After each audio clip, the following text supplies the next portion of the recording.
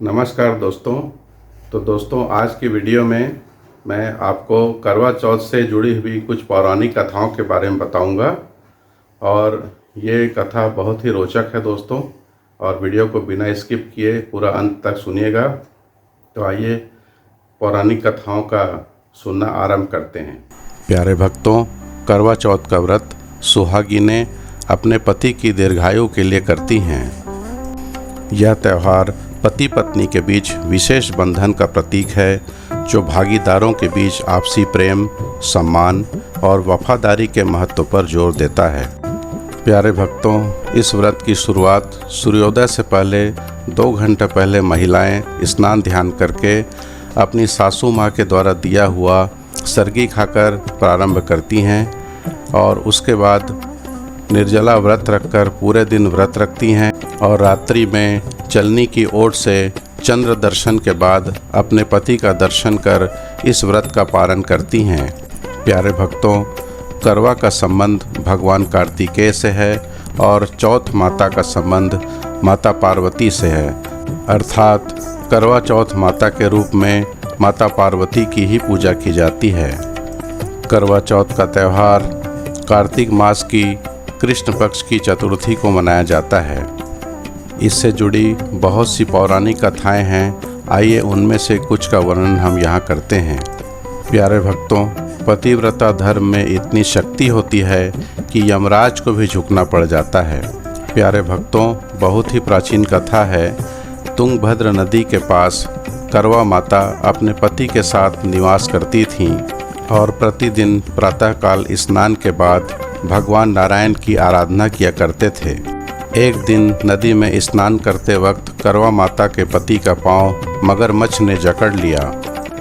तब करवा माता के पति ने जोर जोर से चीख पुकार की और उनकी चीख पुकार सुनकर करवा माता उनकी तरफ दौड़ी और अपने पति के प्राण संकट में देखकर एक सूत के धागे से मगरमच्छ को वहीं बांध दिया। इतने में यमराज भी वहां आ जाते हैं और करवा माता से उनके पति को ले जाने की बात कहते हैं। तब करवा माता ने यमराज से कहा, हे भगवान, आप मेरे पति को ऐसे नहीं ले जा सकते। तब यमराज ने माता करवा से कहा, हे देवी, परंतु आपके पति का समय पूर्ण हो चुका है, इन्हें हमारे साथ जाना ही होगा। तब माता करवा ने यमराज से कहा, अगर आप मेरे पति को ले गए तब मैं आपको श्राप दे दूंगी। इतना सुनकर यमराज भी घबरा गए और सोचने लगे कि यदि मैं श्रापित हो जाऊंगा तब तो मैं किसी को भी नहीं ले जा पाऊंगा। और तब यमराज ने करवा माता के पति को जीवन दान दे दिया और मगरमच्छ के प्राण को अपने साथ ले गए। और इस तरह माता करवा के महान सतीत्व के कारण उनके पति के प्राण बच गए। प्यारे भक्तों, आइए इसी तरह एक और महान सती सावित्री की कथा हम आपको सुनाते हैं। प्यारे भक्तों, जब सावित्री का विवाह का समय आया तब उन्होंने सत्यवान को अपने पति के रूप में चुना, मगर बहुत सारे ब्राह्मणों ने उनको समझाया कि सत्यवान अल्पायु है और इसकी आयु अब सिर्फ 1 वर्ष की ही बची है। इसके बावजूद भी सावित्री ने नहीं माना और सत्यवान से विवाह रचा लिया। जब विवाह के 1 वर्ष पूरे हो गए तब एक दिन सत्यवान जंगल में लकड़ी काटने के लिए गया। तब सावित्री भी उनके साथ जंगल में चली गई और सत्यवान पेड़ पर चढ़ गए और लकड़ी काट रहे थे। तब उन्हें अचानक चक्कर आने लगा और सत्यवान पेड़ के नीचे उतर गए। तब सावित्री को ब्राह्मणों द्वारा की गई भविष्यवाणी, अल्पायु वाली बात याद आने लगी। इतने में देखते ही देखते यमदूत वहां पर आ गए और सत्यवान को अपने साथ ले जाने लगे। इतना देखते ही सावित्री भी उनके साथ यमलोक की तरफ चली गई और उनके सतीत्व धर्म के प्रताप से यमदूत भी उन्हें रोक नहीं पाए। और तब यमराज ने सावित्री से कहा कि तुम्हारे पति की आयु पूर्ण हो चुकी है। तब सावित्री ने यमराज से कहा, हे महाराज, आपको मेरे पति के प्राण लौटाने होंगे। तब यमराज ने कहा, हे देवी, यह तो संभव नहीं है, लेकिन इसके अलावा और कोई भी 3 वर तुम मांग सकती हो। तब सावित्री ने कहा, हे महाराज, आपके कहे अनुसार मैं आपसे 3 वर मांगती हूँ। पहला वर यह है कि मेरे सास ससुर अंधे हैं, उनकी दृष्टि लौटा दीजिए। और दूसरा वर मैं यह मांगती हूँ कि उनका खोया हुआ राज्य उनको वापस मिल जाए।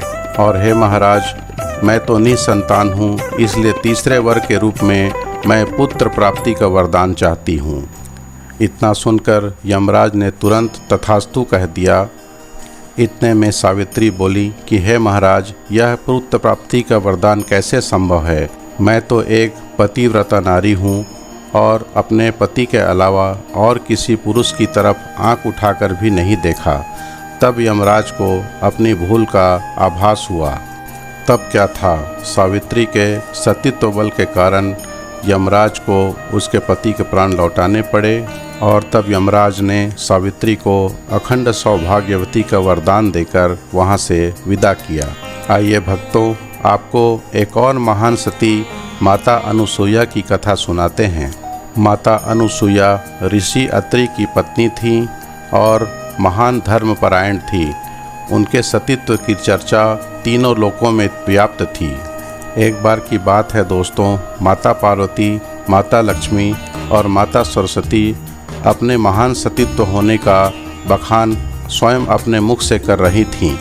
इतने में नारद मुनि वहां पहुंचकर महान सती अनुसुईया माता के बारे में तीनों माताओं को अवगत कराते हैं। तब तीनों माताओं ने सोचा कि हमसे बड़ी सती और भला कौन हो सकती है, और इसलिए उन्होंने अपने अपने पति ब्रह्मा विष्णु महेश को माता अनुसुईया की परीक्षा लेने के लिए भेजा। तब तीनों देवों ने ब्राह्मण का वेश धरकर ऋषि अत्रि के आश्रम में पहुँचे। उस समय ऋषि अत्रि आश्रम में नहीं थे, इसलिए माता अनुसुईया उन्हें आदरपूर्वक आश्रम में बैठाकर भोजन के लिए पूछती हैं। तब तीनों ब्राह्मणों ने कहा, हे देवी, हमारी एक शर्त है, यदि यह शर्त तुम मानोगी तभी हम यहाँ का भोजन ग्रहण करेंगे। तब माता अनुसुईया ने पूछा, हे ब्राह्मण देवताओं, बताइए कि आपकी शर्त क्या है। तब तीनों देवताओं ने कहा, हे देवी, यदि आप हमें निर्वस्त्र होकर भोजन कराएंगी तभी हम आपका भोजन ग्रहण करेंगे। तीनों ब्राह्मणों की बातें सुनकर माता अनुसुईया ने ऋषि अत्रि का ध्यान किया और अपने सतीत्व बल के कारण उन्होंने जान लिया कि ये तीनों ब्राह्मण नहीं बल्कि तीनों त्रिदेव हैं। तब माता अनुसुईया ने कमंडल से जल लेकर उन तीनों ब्राह्मणों के ऊपर छिड़क दिया और उन्हें 6 माह का अबोध शिशु बना दिया। और माता होने के कारण माता अनुसुईया अपने आप को रोक नहीं पाई और तीनों बालकों को अपना स्तनपान कराई और उन्हें सुला दिया। इधर तीनों माताएं पार्वती, लक्ष्मी और सरस्वती व्याकुल हो रही थी कि अभी तक उनके स्वामी घर क्यों नहीं लौटे। और जब बहुत देर हो गई तब वे तीनों ऋषि अत्रि के आश्रम में ही आ पहुँचे। जब तीनों देवियों ने माता अनुसुईया से कहा कि वे उनके पति को लौटा दें, तब माता अनुसुईया ने कहा, अपने अपने पति को पहचान लीजिए और अपने अपने गोद में उठा लीजिए। तीनों देवियों ने अपने अपने पति को नहीं पहचाना और क्रमशः एक एक करके एक एक शिशुओं को अपने अपने गोद में उठा लिया। इसके बाद माता अनुसुईया ने फिर से कमंडल से जल छिड़ककर उन तीनों शिशुओं को अपने यथार्थ रूप में ला दिया। फिर क्या था, तीनों देवियाँ बहुत ही लज्जित हुईं और माता अनुसुईया को सारी बातें बताईं कि हम तीनों ने ही तुम्हारे सतीत्व की परीक्षा लेने के लिए इन तीनों त्रिदेवों को भेजा था।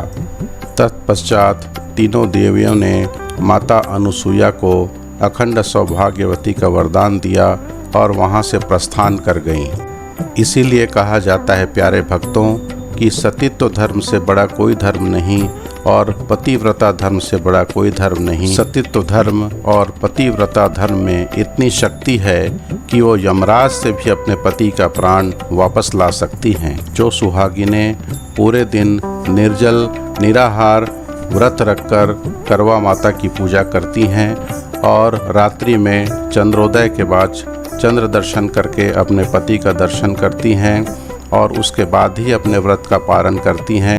प्यारे भक्तों, इस दिन करवा माता की व्रत कथा सुनने का बहुत ही महत्व है। सभी सुहागिनों को इस दिन करवा माता की व्रत कथा जरूर सुननी चाहिए और पूरा निष्ठापूर्वक इस व्रत का पालन करना चाहिए। करवा माता का आशीर्वाद आप सभी पर हमेशा बनी रहे। करवा माता की जय। प्यारे दोस्तों, उम्मीद करता हूँ कि आज का वीडियो आपको बहुत पसंद आया होगा, और वीडियो अगर पसंद आया होगा तो वीडियो को लाइक कर दीजिए, और हमारे चैनल में यदि पहली बार आए होंगे तो चैनल को सब्सक्राइब कर दीजिए, और ज़्यादा से ज़्यादा अपने मित्रों को इस वीडियो को फॉरवर्ड कीजिए। धन्यवाद। मिलते हैं एक नए वीडियो में।